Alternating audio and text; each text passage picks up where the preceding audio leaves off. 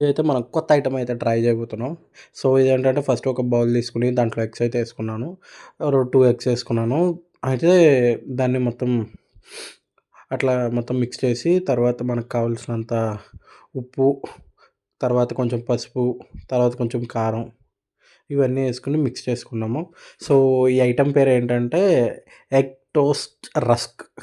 అంటే మనకి జనరల్‌గా ఎగ్ టోస్ట్ బ్రెడ్ తెలుసు కదా! సో, అట్లాగే ఇట్లా అనమాట. మనం అయితే దాంట్లో డిప్ చేసి రస్కుల్ని అట్లా దాని మీద వేసి కొంచెం లైట్‌గా ఆయిలేసి అటు ఇటు తిప్పితే మంచిగా టోస్ట్ అయితది. సో, యాక్చువల్‌గా నేనైతే ఇది అనుకోకుండా చేస్తున్నా అనమాట. అంటే ఎట్లా అంటే ఫస్ట్ బ్రెడ్‌తో చేద్దాం అనుకున్నా. బట్ ఎందుకో రస్క్‌తో చేయాలనిపించి ఒకసారి ట్రై చేద్దామని చేసిన.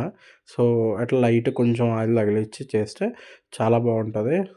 సో, ఎప్పుడు రోజు రొటీన్‌గా బయట తింటున్న టిఫిన్స్ అని చెప్పి ఈరోజైతే నేను ఇట్లా ప్లాన్ చేశా అనమాట. సో, నీట్‌గా దాంట్లో ముంచుకొని ఇట్లా చేసుకున్నా. నేను కొంచెం కారం ఏసుకున్నా కదా! So, salt ఏసుకున్నా.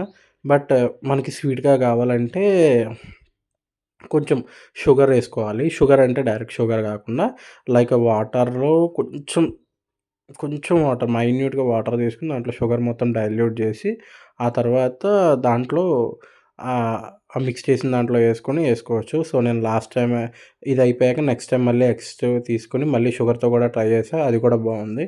సో, మనకి ఏది బెటర్ అనిపిస్తే అట్లా చేసుకోవడం బెటరు. సో, నేనైతే ఇదైతే అయిపోయింది. సో, నీట్‌గా టోస్ట్ అయిపోయింది. సో, అవైతే నేను ఇప్పుడు ప్లేట్‌లోకి తీసుకొని ట్రై చేద్దాం. ఇప్పుడు హాట్ కేర్‌లో అయితే ఏస్తున్నా అన్నీ.